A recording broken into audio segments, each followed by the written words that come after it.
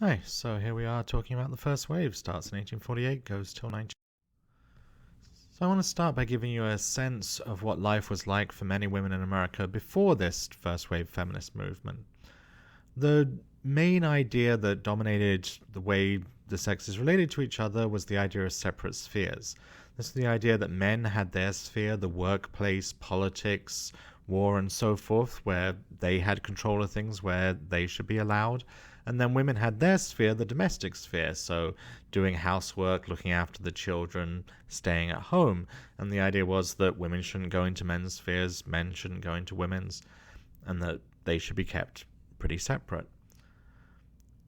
Connected to this idea was a legal idea called coverture.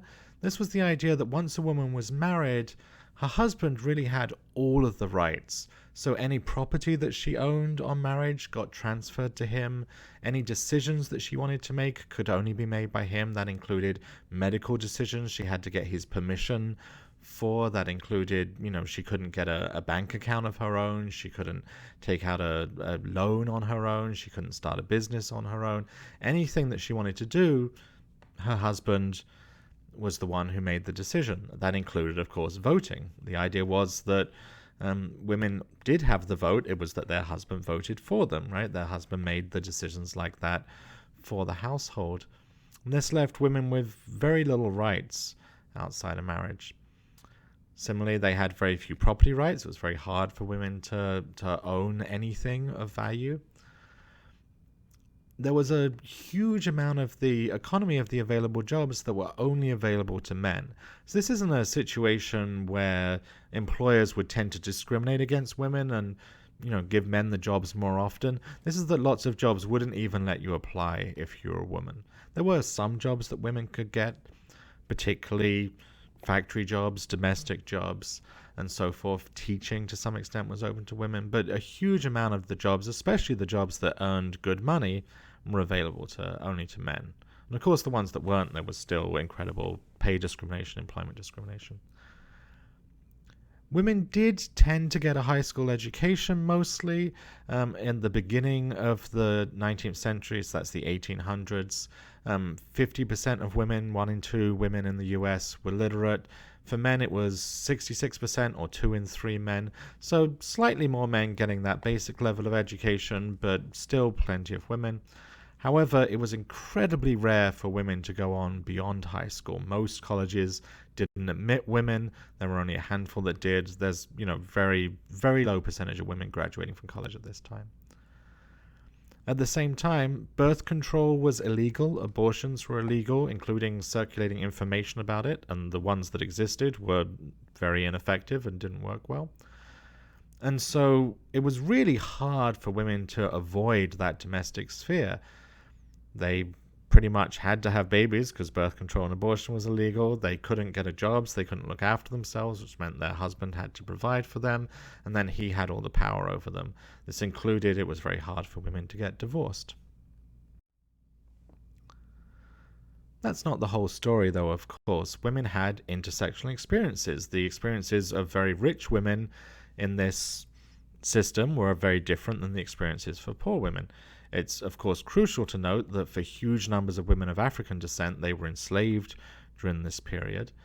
There was also a large number of working class women where their families just didn't have enough money for the women not to work, right? The situation where the man was working and the woman had to stay at home, the man had to be making a certain income to be able to do that. But for many working class women of all races, that just wasn't possible.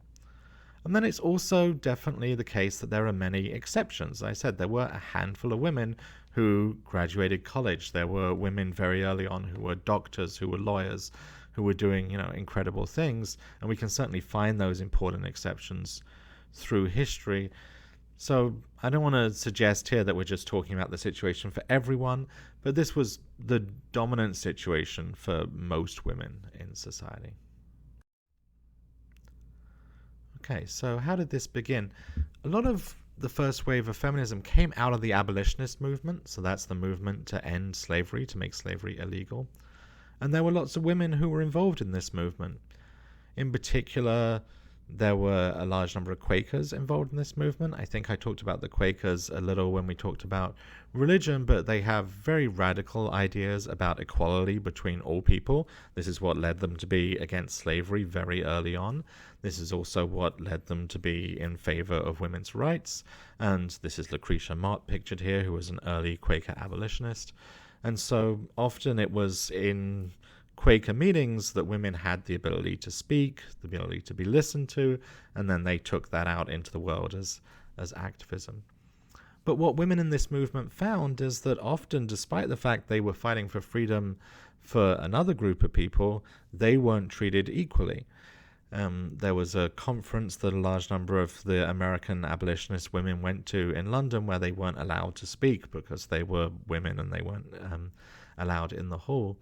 And so several of these women got together and made a declaration in 1848. It's called the Seneca Falls Declaration, and it mimics the Declaration of Independence, and it basically lists all of the kind of things that I said a moment ago about what was wrong about women's lives in the early 19th century. So it was really a declaration of the rights that they wanted and that they were going to start fighting for them. So let's talk about some examples of women at this time. There's two very important women we've talked about already. Sojourner Truth.